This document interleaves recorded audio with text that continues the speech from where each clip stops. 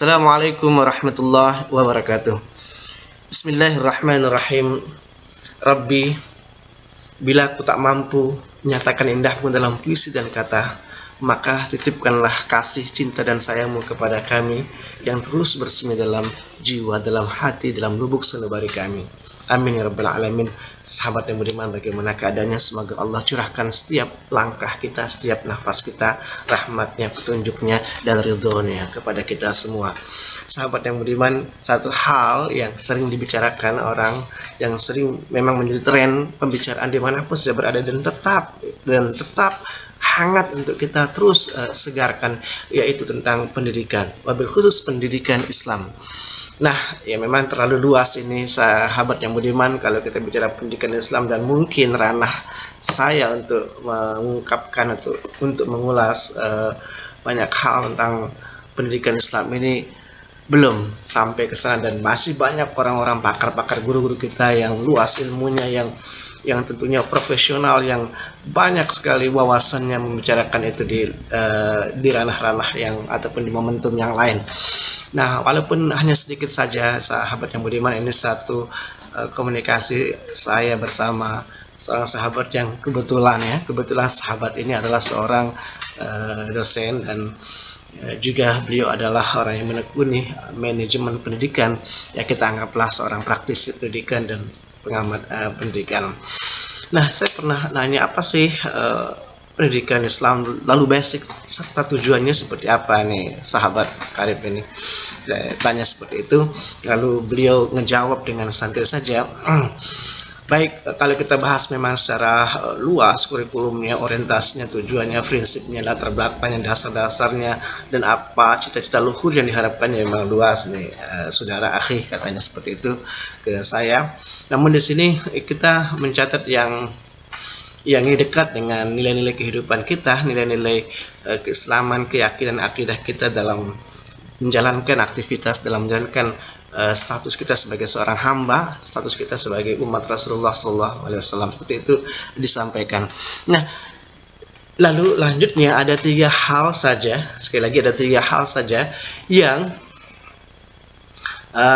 nampak dan yang tentunya bisa kita jadikan sebagai sebuah basic prinsip maupun tujuan dari pendidikan Islam itu sendiri. Nah, lalu tanya langsung apa saja yang 3 hal yang dia maksudkan. Yang pertama, sahabat yang budiman, ini para pemerhati dunia pendidikan dan juga para guru, para ustadz, dan banyak orang yang mengamati tentang pendidikan Islam dan dinamika yang setiap hari berkembang, setiap waktu dan setiap zaman. Apa yang pertama sahabat yang budiman? Basic dan tujuan pendidikan Islam itu sendiri, satu adalah bagaimana agar hubungan pencipta yang dicipta antara manusia dan Allah Subhanahu wa taala, antara makhluk dan Khalik itu justru akan semakin dekat, akan semakin qarib, akan semakin erat. Karena itulah sahabat yang budiman, kita tidak bisa memungkiri kita adalah seorang hamba yang lemah, seorang hamba yang butuh kasih sayang Allah, petunjuknya, nikmatnya, bantuannya, kekuatannya, powernya. Lalu kalau tanpa ada hubungan yang erat antara kita, antara makhluknya dengan Sang Khalik Allah Subhanahu wa taala, lalu bagaimana bisa terjalin semua itu? Bagaimana kita bisa hidup harmoni menjalankan status aktivitas kita, kewajiban kita sebagai hambanya? Kenapa? Karena kita jauh rupanya. Padahal Allah Subhanahu wa taala sering kita dengarkan juga para ustadz kita, para guru-guru kita, murabi kita menyatakan bahwasanya menyampaikan firman Allah, apabila hambaku menanya tentang aku, maka jawablah, sungguhnya aku ini dekat sekali. Bahkan dalam ayat yang lain, dalam pernyataan yang lain, Allah Subhanahu wa taala tegaskan, aku lebih dekat jadi hambaku daripada urat lehernya ini. Nah, jadi kalau pendidikan Islam yang kita galakkan lalu akan berorientasi dan akan memberikan inspirasi, motivasi bagi peserta didik, bagi orang untuk senantiasa dekat kepada Allah, untuk senantiasa membangun hubungan habli minallah, maka itu sebenarnya sejatinya dunia pendidikan Islam yang punya orientasi yang sangat luhur, menghubungkan manusia dengan Tuhannya Allah Subhanahu wa taala, Zat Maha Pencipta, menghubungkan manusia hamba dengan Rabbnya, dengan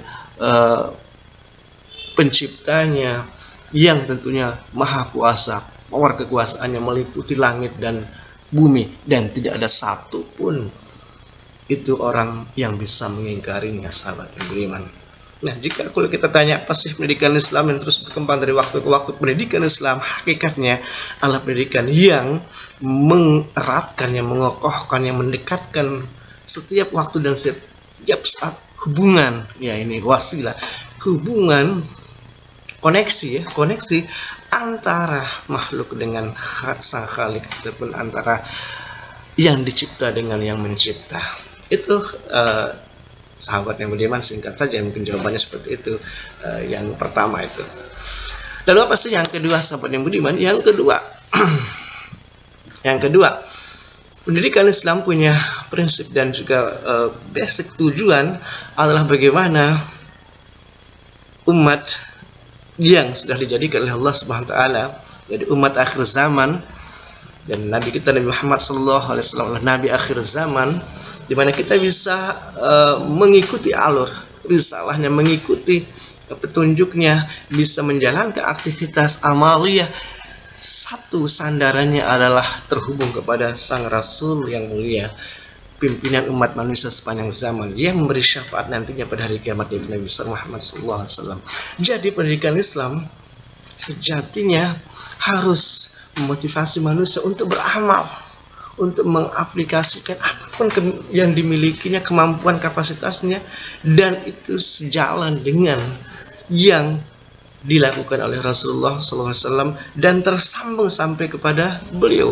Kita menimba ilmu, kita belajar dari seorang guru, kemudian guru juga tersambung kepada gurunya dan guru-guru sebelumnya, sampai kepada ulama, sampai kepada para tabi'in, sampai ke tabi'in, sahabat, sampai kepada Rasulullah SAW. Jadi kalau kita amati apapun yang kita pelajari sebenarnya itu sudah menjadi pijakan atau sumbernya adalah sumber yang tidak pernah akan pudar, itu Al-Quran dan Al-Hadis. Al-Quran yang diterima oleh Nabi besar Muhammad SAW, yang dan tidaklah dia bertutur menyatakan sesuatu sang Nabi kecuali adalah wahyu dari Allah Subhanahu wa taala. Wa ma yantiqu 'anil hawa in huwa illa wahyu yuha. Kecuali apa yang disampaikan, yang ditahkan adalah wahyu yang diwahyukan darinya, jadi Allah Subhanahu wa taala kepada Rasulullah SAW, dan tidak satu pun kata-kata yang merupakan bisikan dari nafsu, kata hawa. Tidak ada hal-hal yang berkaitan dengan nafsu di sana. Sehingga ketika kita mengikuti ajarannya, maka ajaran Allah Subhanahu wa taala juga akan terpatri, akan juga bisa kita jadikan sebagai bekal kita menjadi seorang hamba yang baik di mata Allah Subhanahu wa taala, dan sebagai seorang umat yang tentunya menyelaraskan keilmuannya, menyelaraskan amaliyahnya sampai sanad yang paling puncak, itu Rasulullah sallallahu alaihi wasallam, Muhammad sallallahu alaihi wasallam. Dan sahabat yang beriman, ini juga tidak bisa kita sedikit pun meragukannya, karena Allah sudah tinggalkan yang mencipta kita tidak bisa luput dari pengawasannya, dari pengaturannya. Yang Allah telah menciptakan kita dan dibekali dengan dua bekal yang luar biasa sampai hari kiamat, manusia tidak akan sesat jalan, insyaallah, itu Al-Quran dan Al-Hadis. Dan lalu dikembangkan pada pengembangan pendidikan Islam itu sendiri dalam syariat dan implementasinya itu dengan apa yang disepakati oleh ulama dalam ijma' dan qiyas. Baik, jadi itu yang kedua, sahabat yang beriman. Pendidikan Islam punya basic dan tujuan, bagaimana keilmuan, bagaimana aktivitas implementasi kita dalam amaliyah, dalam ilmiah itu tersambung kepada Rasulullah Sallallahu Alaihi Wasallam. Lalu apa yang ketiga, sahabat yang beriman? Nah, ini yang kedua, ini sudah berkaitan langsung dengan sang Khalik dan sang kanjeng Nabi besar Muhammad SAW. Yang ketiga, yaitu pendidikan Islam punya basic dan tujuan mengatur kehidupan dan menghubungkan antara manusia yang lain dengan manusia di sekitarnya, dengan muamalah, dengan implementasi karakter yang mulia dengan hubungan yang saling menyempurnakan, melengkapi, dan melakukannya dengan penuh akhlak, etika, dan karakter. Wa khaliqin nasa bi khuliqin hasanin, dan itulah sahabat yang budiman, dan pergaulilah manusia, hubungkanlah dirimu, hubungkanlah batinmu, hubungkanlah ragamu dengan sebaik-baiknya bersama orang-orang yang ada di sekitar kamu, dengan manusia yang ada di sekeliling kamu. Jadi kalau pendidikan Islam yang terus-menerus kita dengungkan, yang terus-menerus kita gaungkan di tengah-tengah institusi dan dunia pendidikan, yaitu berorientasi juga pada bagaimana hubungan setiap hari, bagaimana hubungan antara manusia dengan manusia yang lain, antara kelompok dengan kelompok yang lain, antara golongan dengan golongan yang lain, antara satu organisasi mungkin dengan organisasi yang lain, itu berjalan beriringan, damai, tidak ada intrik dan konflik, tidak ada masalah perpecahan, tidak ada orang yang mengusik, tapi justru yang ada saling asih, saling asah, dan saling asuh.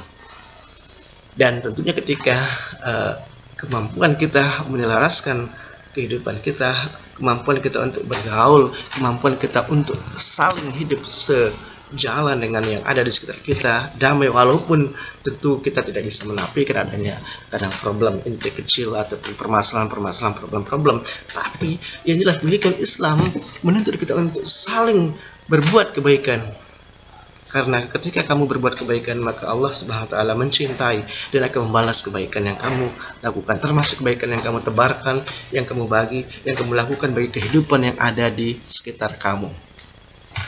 Nah, sahabat yang budiman, 3 hal ini seperti yang saya sampaikan tadi, ini kita hanya bicarakan dari sudut bagaimana basic prinsip dan tujuan saja. Tentu banyak sekali para tokoh pakar-pakar kita, ya silahkan juga rekan mahasiswa yang mengkritisi, yang tentunya kritis, ataupun para guru-guru besar kami yang mulia, yang terhormat, tentunya banyak sekali untuk ulasan dan teritori yang tentunya mengarahkan kita kepada bagaimana memahami, menghayati, dan menjiwai namanya pendidikan Islam yang tentunya ini sifatnya universal, global, dan berlaku tentunya di seluruh dunia.